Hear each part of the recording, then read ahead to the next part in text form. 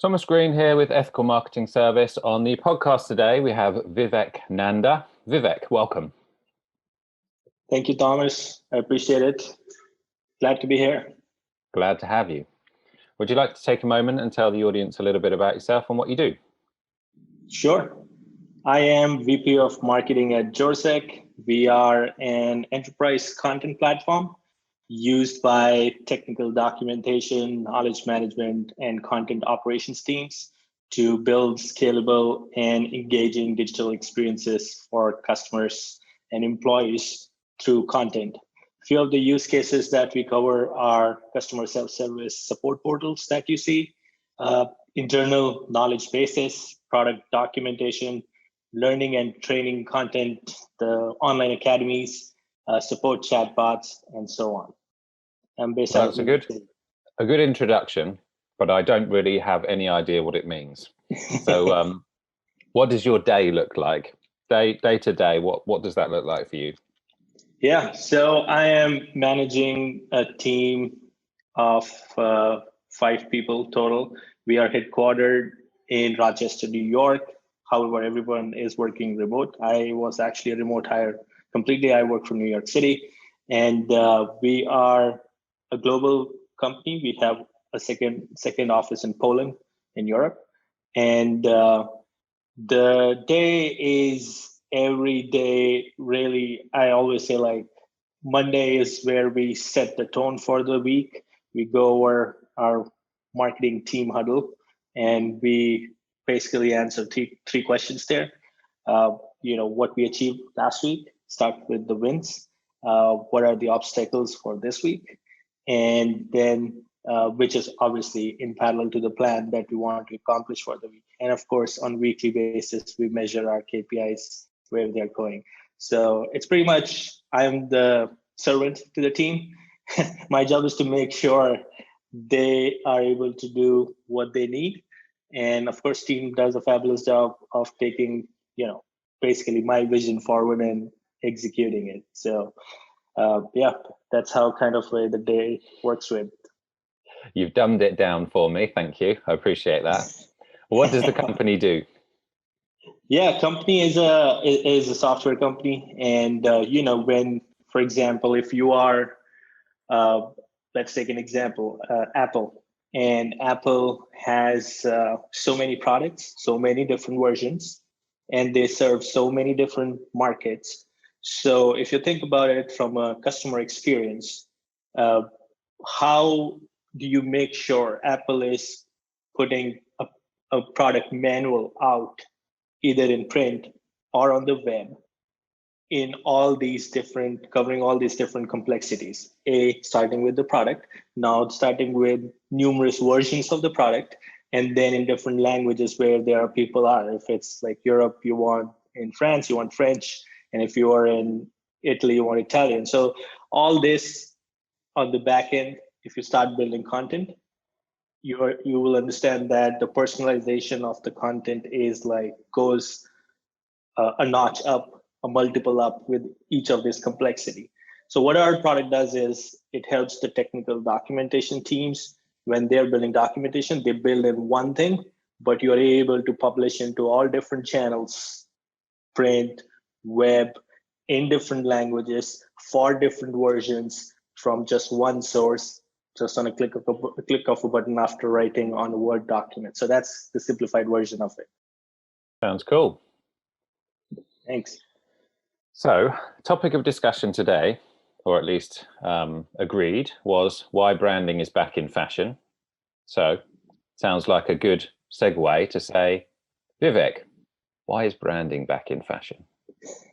Yeah, I always start this discussion by telling this little story to paint a picture. Imagine that it is 1991. There is no Google, no Twitter, no Facebook, and primary mode of advertising is print, TV, radio, billboards. And in that era, companies who have the most money, they were winning, right? Because they would put all that money into all this, and that's what people saw. And then when people saw it and when they needed it, they will go to company's website or call their numbers. And that's how, sales were happening, right? So if you understand that there was no measurable marketing, to say so, no attributions, but it was all who was on top of people's head, which is, some people will say that was brand marketing. And brand marketing was your acquisition. That was before pre-Google, right? So now fast forward to now 2000 and 2010, we got Google, we got Facebook, we got Twitter. All these companies came in. Now all these marketers got new channels. Now we started getting people from search and Facebook advertisement or Twitter advertisement, and you name it, right? So now in this era, what happened is now we started doing performance marketing. Everybody is so gung-ho about, let's go, let's just put this money in this channel and let's scale this channel, and then we will get a lot of customers. And that was the tone that was followed pretty aggressively. It was great in the beginning, because in the beginning it was still more about people who were really ready to buy, they were converting. But then after 2010, what started happening is marketing tech started advancing even further. We got attribution, we got cookies, we got retargeting. Now we have lead gen ads, the platform ads running to get people. So what is happening is, from the marketing side, we started acquiring even more leads, right? Like people who are way behind in their buying journeys, but we started acquiring them, even though they might not convert as soon as you would like. But what is happening is the shift is happening, that you're getting people way early in your lead funnel or sales funnel, and you keep them, nurture them, and you keep doing that. So, but then we all know what happened last year is, like, once the pandemic hit, things started switching back a bit, and everything started going back to, events were gone, and all these what do you say, the webinars, everybody started doing a ton of webinars is like everywhere you go, everywhere. Virtual webinars, podcasts are growing, but all these things, those are growing up. What's also happening now is, as a consumer got intelligent. Consumer is also looking at it from a different lens. We are also teaching them how to behave in this world, right? So now they got smarter. When you ask them for email on those ads, they put fake emails or enter emails to just get to the PDF sometimes, or created a different email to just get the PDF and never be on the phone. The reality is, the buyer is now smelling from a distance that if they're not ready, they're not going to buy. But when they will buy is when they are really interested in buying. But then at that moment, they're looking at what companies or brand that stood out in all these interactions they had at different levels. And that is what is truly the experience that they had with the brand. And that is what is driving everything, right? So the buying decision. So it's a switch from performance marketing to brand affinity. And this is happening because the buyer is getting educated how marketing has been done for past 20 years, the performance marketing era. And now with the pandemic and everything, everybody has taken a seat back, and you see that, it's like those webinars and conferences it's becoming more about brand affinity, like where you start engaging with content which is interesting to you, and you keep with it unless it's valuable. And that's how you are basically getting engaged with the brand, and be ready when you're ready to buy. What are those brands that you trust, and you go to them.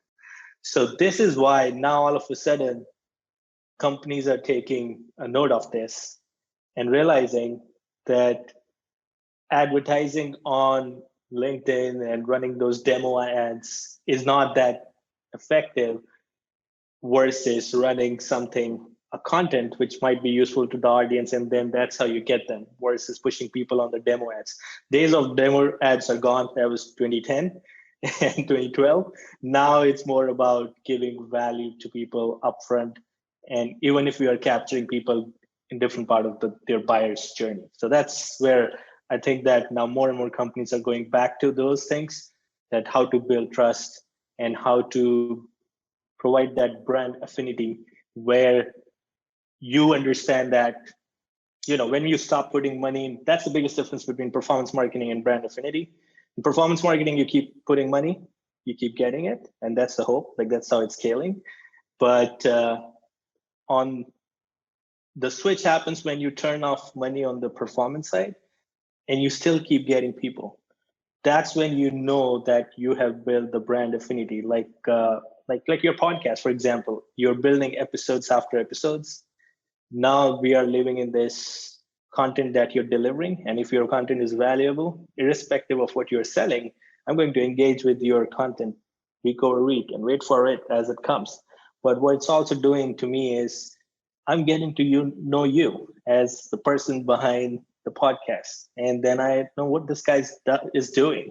And then I know, oh, I have this person which I can use for marketing. So this is kind of where it's like moving. And this is why I keep saying that brand is like getting more and more important, like getting back in fashion again. So really good summary. I really like how you broke it down. A lot of people are talking about personal branding now. So I think the follow-up question to the summary would be, and if I were a brand listening to your answer, I'd be like, two things. Firstly, do you think that, what is the best way to go about branding on the internet? And secondly, do you think that the kind of money will be required that used to be required for like billboards, as you said, big branding, but on the internet in the future? Yeah, great questions. For my whole marketing career, I worked with early stage startups, even few of them really starting at zero revenue. So money is like a very important thing when you talk about brand. Everybody thinks about, oh, it's going to take a lot of money, right? But in reality, I would break it down, taking the second question first, actually, the money part. I think we are living in an era where, when we were doing brand and PR was such a thing, right? We want to do PR distribution, and there was this like outlets and reporters, you reach out to them. But that has changed now. That has changed because of social media. So when I have worked throughout the last few years on my LinkedIn network, that's my favorite platform on social. And I really built my connections there. Now I have close to, 14,000 people and over connected on LinkedIn. What that means is I am presenting myself as a personal brand, but it's also always going to associate with where I am working, right? So even though the audience I built and I'm sharing my personal stories, my experiences, but those are connected with the companies where I'm working for, right? Or the results that I'm getting in my professional life. So sharing stories about my professional life, and these are connected with where the brands where I work at, right? So what is happening now is the amplification that a common person like me, without putting any money, is getting is every post that I post, I get 4,000 plus eye views eyeballs within 48 hours, right? So that's kind of where the power of distribution is changing because of social media. And that is something PR in general has changed. Now it's no more about distributing to reporters or distributing to media outlets. Now it is one to many, and one to many as in through social networks. We have our networks, and each person has connected their networks. So now what is happening is this money equation has gone out of equation, and it is really what it is now. It's social PR. The biggest distribution you have is social PR. So what that means is the building content is super easy. I log in from my cell phone, build it, keep it authentic, share it about myself, and humanizing. That's the personal brand that I'm building with those stories.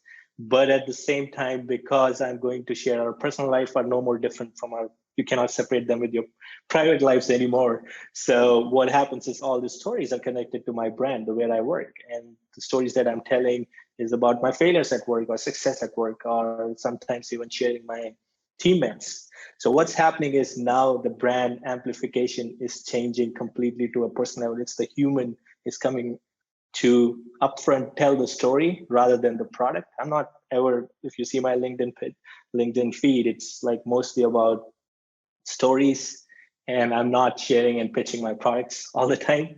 And because that is where I'm trying to connect with, I'm finding my voice on certain topics with my connections and the stories that I like to talk about, being authentic about it. But what is happening is it's creating the brand too, because I work for this company. I'm VP of Marketing at Jorsek. So people know me as VP of Marketing at Jorsek. So I think money is becoming secondary because social channels have given everyone, to put simply, a microphone, and you can, if you're building personalized authentic content with a voice that connects with your audience too, especially with yourself first, that's when you're telling the good stories. And this is why personal brand is so important, but it's no more separate from your professional brand. It's all connected now.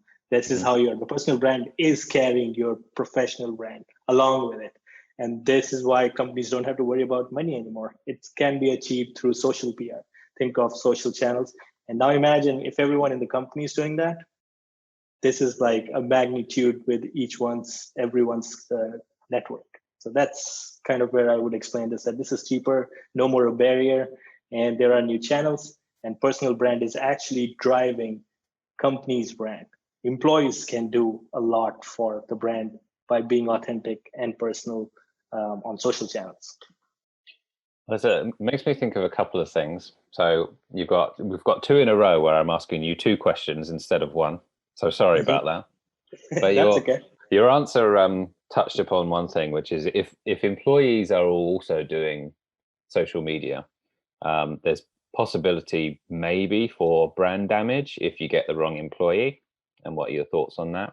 And then also, I've seen one thing, at least with podcasting, which is like major increased competition. So now, like, if you go back a few years, there's not that many people that had a podcast, but now, everyone and their mum has a podcast. Yep. So what are your thoughts on the future of how that looks because of the increased competition? Yeah. So first of all, I would say the first question, the brand getting damaged if somebody goes out, and basically talk trash about you or your company. I would say one thing though. So first of all, I'll take a step back a bit, and I would say there is this term I've used in the past. It's called, we're living in the crisis of trust, right? So it's like technology, we question like how much privacy and all that thing is happening there, what data is getting collected. Information is so much, and there is so much fake news, what to trust, what not to trust. That's a question. Third thing is really the people are losing trust in political systems, the government, and it's like always a question, are these politicians really doing the things that they should be doing for the people? And then the fourth thing is the pandemic has come in, and there is a lot of misinformation about handling health situation and all that stuff. So the misinformation in health of or wellness for everyone, and that's not just limited to the pandemic, but also all this negativity surrounds that gives us what you call the mental wellness is impacted, and somehow the negativity is so much, right?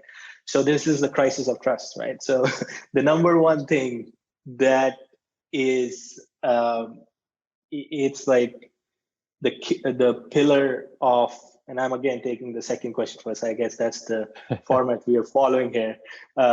So how do you distinguish yourself is, I think the number one is, how do you make sure that you're outside the circle of crisis of trust? You're not inside that, which means you're delivering accurate information, like the fundamentals. You're building trust with your audience. You're being authentic. You're being honest.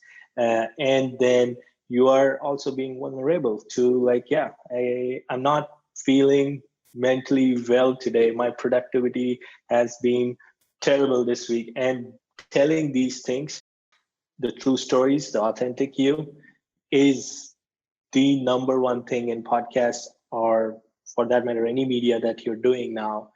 And what is happening is uh, people smell it, people can understand it, people can look at it, because the thing is, if you're running podcasts, you're so much also focused on promoting it on all different channels and everywhere. That means as much as you are trying to get in front of the people, more people are also seeing you all over the place, right? And that goes in hand in hand, because you're promoting the podcast in so many places. So what it means is, uh, people know more than just your podcast about you. And this means that it starts with good content, obviously. It starts with making sure you're out of the crisis of trust circle. Outside of that, being authentic, being real, sharing, making sure the honest trust is there, besides the value of the podcast. And that's like the core of who you are, how you're doing it, and distinguishing yourself. And the next part of that is where it comes the the productivity side of it. Like, meaning your speed is important. It's almost become like they say it in startups, like, uh, a not perfect answer today is better than a perfect answer 2 weeks from now. And that's how podcast production is becoming. You don't try to perfect it, but what you're trying to perfect is the content, the value that you're delivering, not really working on the gears and music as much, and focusing on the stuff. So, and building a repeatability in your process. You're creating that, and you're getting efficient in doing so. Like, instead of putting 5 hours a week, you put probably on one episode 1 hour a week. And that's how you're winning. So on the more you become productive in your production, the better time you will have spending on the distribution. Meaning, then you will be start looking at, oh, can I cut out clips from my this video conversation of the podcast, promote it on social channels to bring more traffic there, start building communities there. Or I start a Substack newsletter, and where I'm just sending each week a summary of the podcast in retrospective, sharing with my audience, the guests who have come, and inviting them to add more people to this newsletter. So I think the focus is need to shift from uh, keeping 1 and 2 points separate, value and authenticity important. The the production part, you need to get super productive in doing less hours, making it and creating it, and more time spent on distribution, and think about creative ways of uh, newsletters, building communities, using social media. And even though it's a podcast, how you make sure, even if it's an audio podcast, you can still run the audio video files on social medias with the voices and the words. And all these things need to be spent more hour, but there is a playbook for that, how you promote it. So that's how you will distinguish and grow your podcast audience. As far as the first question goes, employees damaging your brand. Well, I guess I will always say this thing. Nobody's going to talk bad about their employer unless they really had a bad experience, right?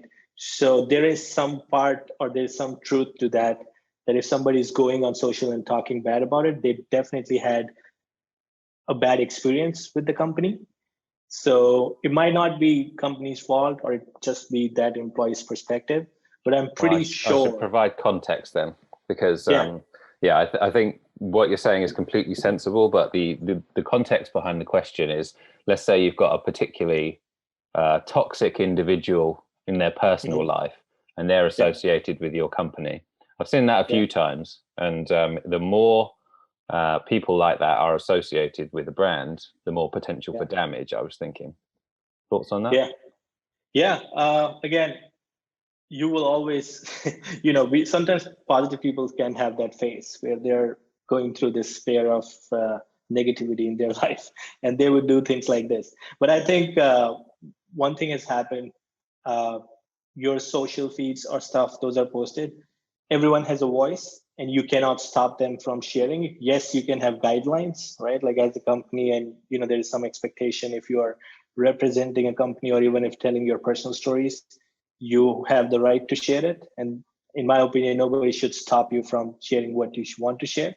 But I think on the receiving end, the social feeds, or at least the employee talking, are almost the same as online reviews now.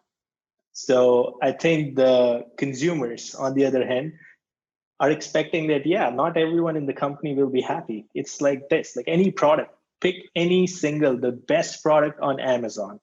And I promise you will find one or two reviews that says like, this did not work for me. There will be 99 people saying that this is an excellent product, it's working great for me. And you will find those one or two people saying that this is totally crapshoot. Like doesn't work for me, right? And this is fine, right? Like we expect that. We are living in this era to see what people see, and we trust on, and that's an information people also need.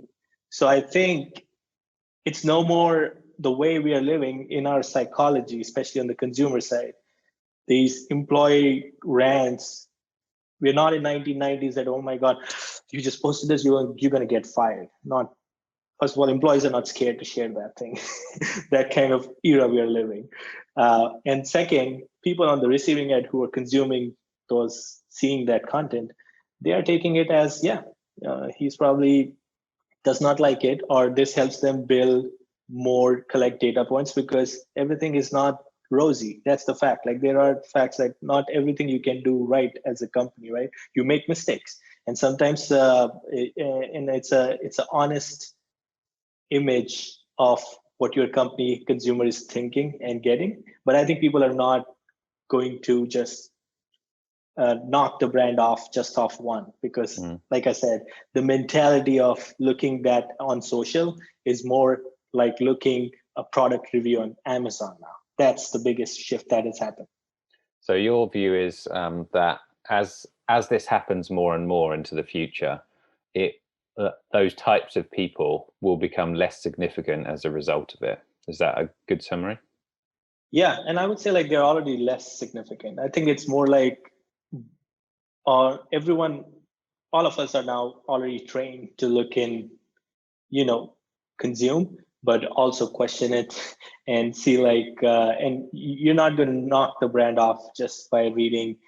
I guess the thing that you would do is you would read about this bad, whatever you read about the company, and then you would also see what's the company, and then you will probably see some other good ones from other people also. And that's how it's becoming. Like it's like, it will start there, but again, this will be a trigger for you to invest more, understand more what's happening. Nobody just wants to run, just like nobody trusts information directly as it's shown. Everybody wants to be their own detective and confirm these days, because that's what we learned from last few years. There's so much, misinformation. Well, generally speaking, I think what you're saying is quite a positive thing. A more informed consumer, I think, is a good thing, because that will help the businesses that do the best or provide the best product or service. So I think, generally speaking, outlook from what you're saying is pretty positive. I think you touched on the point about trust, which is really a very good one. But at the same time, I have an interesting question regarding maybe people who are fake on social media. So some of these you'll probably know, like the Instagram types, where I don't know, they glamorize their life and they're photoshopped and everything like that. So there is this strange conundrum where everyone's looking for authenticity and trust, but at the same time, some of the most popular people on social media almost seem to be the most fake. So what do you think about that? Yeah, I guess there's no better place to find that other than Instagram, right? Like you go there, and now probably TikTok too. It's like I guess there are two things to it. One is that type of content is certainly attracting an audience. There is an audience for that, right? So, I'm not saying that it's not working. It is working because people win followership with those, those kind of image that they are trying to project to the world, and associating their businesses and success with what they're doing. Like, oh, this is so glamorous. I'm doing this. This is really cool. Today I'm in LA. Tomorrow I'm in Chicago and whatever, right? So all those things are happening. And the fact is there's an audience for that and they get this.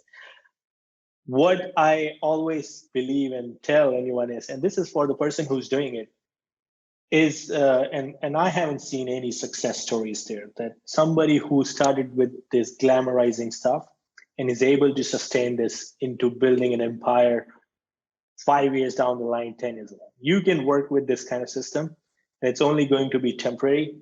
You might get lucky with a sprinkle of success following, but two things will happen. Over time, your following starts dipping because the real you can't hide from you. It will show up. And then on your side, personally, the person who's projecting it, that's not sustainable for them mentally. It's living two life. You can't be, the whole point is the easiest life one person lives is being themselves, right? Like, because there's no effort. It's effortless to be yourself. But to be someone, you're putting work every single day. And that's too much work. Then what happens is it's not sustainable. You suffer from different things, like financially, and your business starts going down, or you run out of ideas and you lose you, which reflects on your content again. And all those things happen. So quite honestly, I'll be surprised if you share any. Have you ever seen a person who built a sustainable business just by being something they're not? I haven't heard, quite honestly. So I don't think that's sustainable. Well, again, a very positive answer to it. Would you say you're an optimist regarding, I don't know, online commerce? Yeah, I am mostly optimistic. I think I'll tell you this, and this is like unpopular opinion. Okay, so as much as I hate people compromising on data, and you have these Google, Facebook, Amazon all listening to you and seeing what you are saying and showing ads at you. There is some good points to that, because I am looking for a black pair of jeans, skinny, nothing fits me. I am talking to my wife. My phone hears it. I start seeing ads. I'm going to see very targeted ads about black jeans in New York City. And that is getting me and exposed to things that I need, and got exposed to brands that I did not know. If you think fundamentally, it's a great thing, right? Like, wow. I mean, I just said it's like a genie in the box. I'm just telling them, and there's like a set of menu presented to me, customized to me, right? There's a good side to that. But this comes with the cost of data and privacy. And this is something I want to ask you too. But before I complete after I complete this question, so that gives me, I think, personalization, as we talk on the internet, and personalization of experience and information in digital age. This is happening because we are actually collecting data, right? There's a ton of data getting collected on you. And so there's a good side of that is like you get stuff that you're looking for easily, because you fed your basically what you're looking for to those machines, right? And that's my optimistic view of internet.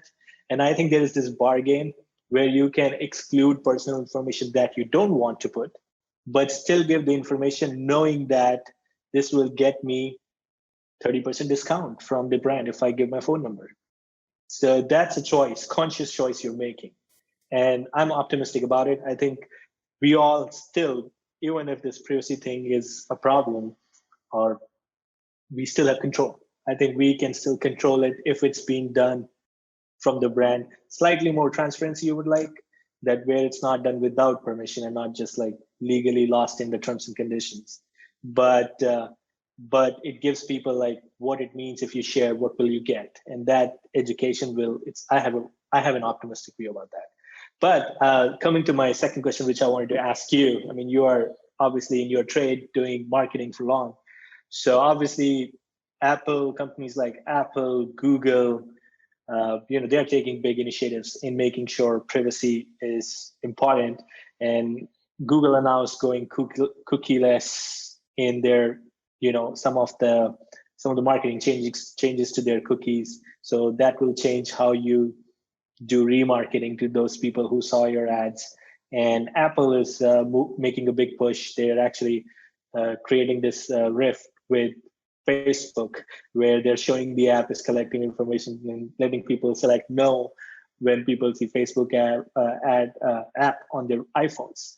So all this is happening, right? So what's your take? I mean, I obviously have a little optimistic view that, of course, with some fabrications to the way how companies work, if they make it transparent and there is clear understanding of what this means if you give your email and how this will benefit you. People just tell what it means, but I think people need to tell like benefits also, like pros and cons on both sides. What's your take? Like, what do you think how the marketing will change? And I think it's a great topic with the branding as well, because now if you can't show track clicks and all that stuff, then again, brand becomes so important, right? Because then it's so I'm really interested to hear your thoughts. Well, I think you might like it more because I'm going to use you as inspiration for the answer. Okay, I'm curious. People have become more informed about this particular topic, and now they're much more aware that it's a problem, in the same way that you talked about, let's say, response marketing. And only a couple of days ago, I want to say, there was a Dragon's Den episode that was released on YouTube. And Dragon's Den, for people that don't know, in different countries, like the equivalent of Shark Tank. And there was a deal from someone who has, I think it's an extension to a browser. And what it allows people to do is either earn from their data. So you can opt in to, and the quoted amount is like somewhere between £5 and £25 per month that you earn from providing your data, or you can go into privacy mode. So, and that means that they block anything out. And the reason why I think that this will be a trend going forward is because it's a solution to a problem that everyone's becoming now more aware of.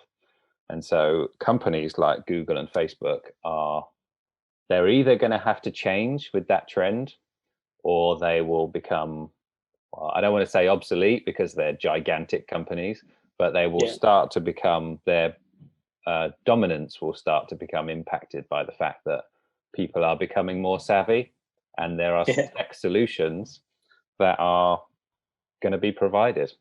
So again, I would say that's an optimistic answer, but what do you think about that? No, I like it. I think there is a lot of room for innovation, especially on something in the segment where Google is, right? Like we're very limited with very few choices there, but I like this extension. And I think it's more about giving the power of decision. Companies not pushing into making decisions for the people's privacy, but people taking their own call on that, right? It's like, do I do this or not, right? Like that's important. And that's what is, quite honestly, I could share my social number with anyone if I want. If I'm doing it, that's fine with me, right? So, but if somebody steals it, that's a different thing, right? That's unethical. So this is exactly what it is. Like you're giving power to the consumer with what clearly stating that what it means. And you're saying that, okay, this is the proposition for you here. You give it to us or you remain opt out. What do you want to do? And it's a choice is yours. And I think that's a more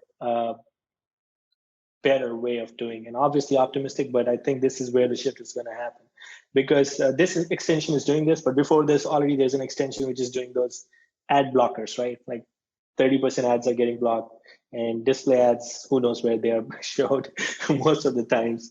So the clicks are happening, but you don't know where it happens. So stuff like that is already happening, right? So there are extension, people are already using it, like 30% of them, are close to 30% is like already using those extensions for blocking the ads. So I think this is a great segue to move into what would be giving control back to the consumer.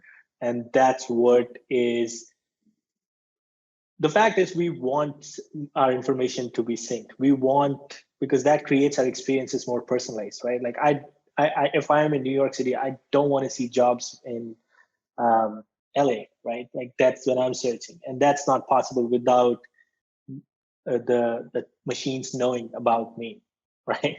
So that I think we are more at loss without it than a gain.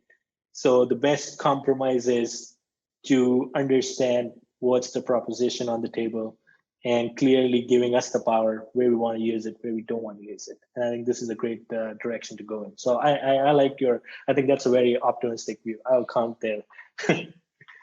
Yeah, going in the right direction anyway. So if someone has listened to your position on branding and they're like 100% on board, thanks for telling me in advance, what do I do? What would you tell them if they're kind of reliant on, let's say, direct response at the moment, and knowing that the future is possibly going to be more reliant on branding? What would you tell them?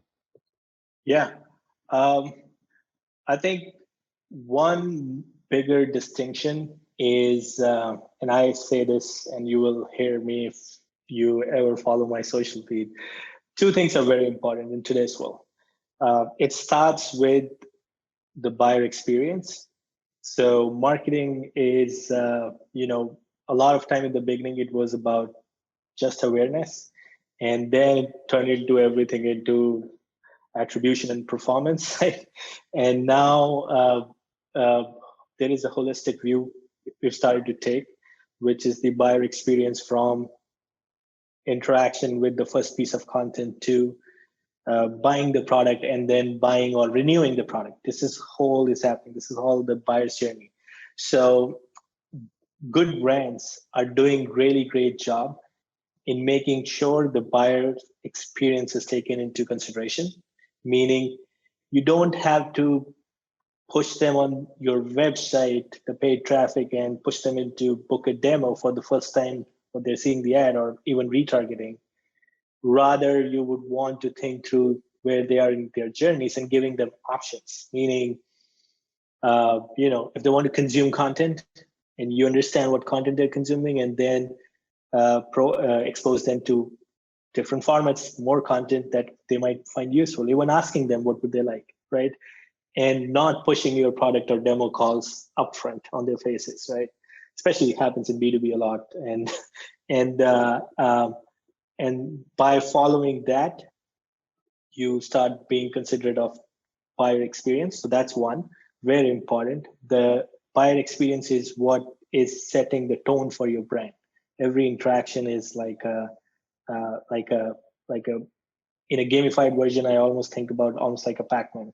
Consumers coming, every coin is like your brand interaction, and it's like until the Pac-Man is alive, you have the connection with the consumer. So keep feeding them with useful things that they want to eat, right? So and the second thing is we're moving away from the era of lead or demand gen. Like in B2B, they say it. I started saying that we are in the world of demand creation. So what that means is, of course, you're considerate of buyer's experience, where they are in the journey, and making sure, you know, understanding that you will never get all the leads that come, and they're not going to be demo calls. Right? So what is happening is you start breaking out your marketing more focused towards segmenting your leads into high intent, low intent, based on their buying journeys, where they are. And low intent leads, don't push them into selling the product yet. Still keep them with the content they're engaging, solving their problem, educating them. It's still top of the funnel. Whereas people on the high intent side, once they've passed your first journey, and once they're ready, they're going to come and already convert on your website and ask for a demo. So what needs to happen is, on the marketing side, stop treating these performance channels just for lead gen or demand gen. Start treating them as almost like your what do you say, educational content or engaging content to build affinity. Use them as more as distribution versus just collecting a lead on LinkedIn itself lead gen ad, because that's not going to be useful at all. So that's like the biggest shift, I would say. Understand the buyer experience, understand high intent, low intent leads, make sure you align your branding, and stop treating performance marketing like performance marketing. Start treating it almost like this is an extension of your brand marketing, and you're nurturing them further. And that's a shift. If you will have it, what you will see is maybe your lead volume will dip, but your pipeline will grow, because whatever lead that will come in that are going to be solid. So that's what you want, really. Like, it's going back to 1990s. People will only convert on your website when they truly want. Other than that, they're just seeing billboards, right? So yeah, in true sense, it's just like tech is moving forward, but that's the shift I would say if you want to make today and switch it up. Stop thinking or start thinking every marketing is brand marketing, and that's the most important thing. Start thinking like Pac-Man. Yes. Start thinking your consumer like a Pac-Man. Make sure you're feeding them food. I've really enjoyed the conversation, so thanks for all the information that you provided. I did want to touch on what your goals are. So what are you trying to achieve at the moment, long term, short term? Yeah. Right now, I am at, again, it's an early stage startup where I am. So, and I think it's a very niche product. So I'm really looking to grow this into hopefully a recognizable new category and grow the company to the potential that it has. So that's my really short to midterm plan, to really go after doing this. Simultaneously, on the personal side, I'm really focused on sharing my learnings with the places like your podcast, and I run, and I am planning to build. I was doing my podcast. I stopped it before pandemic. Things changed for me personally in my life. We had a baby and everything, and now I want to get back to giving away.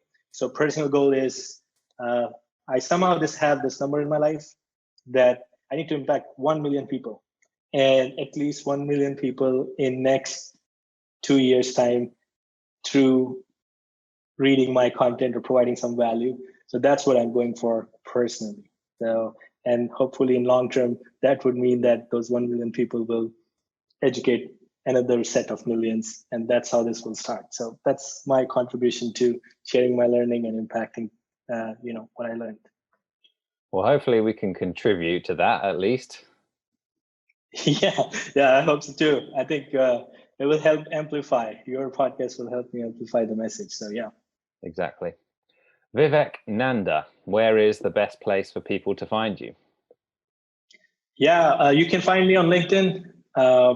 And of course, Vivek Nanda, VP of Marketing at Jorsek. And on Twitter, my handle is Vicks, Vickks. And you can follow me there on Twitter, but mostly I would prefer LinkedIn. So check me out on LinkedIn. I'll look for the content. Thank you very much for your time. I appreciate it. Thanks for having me.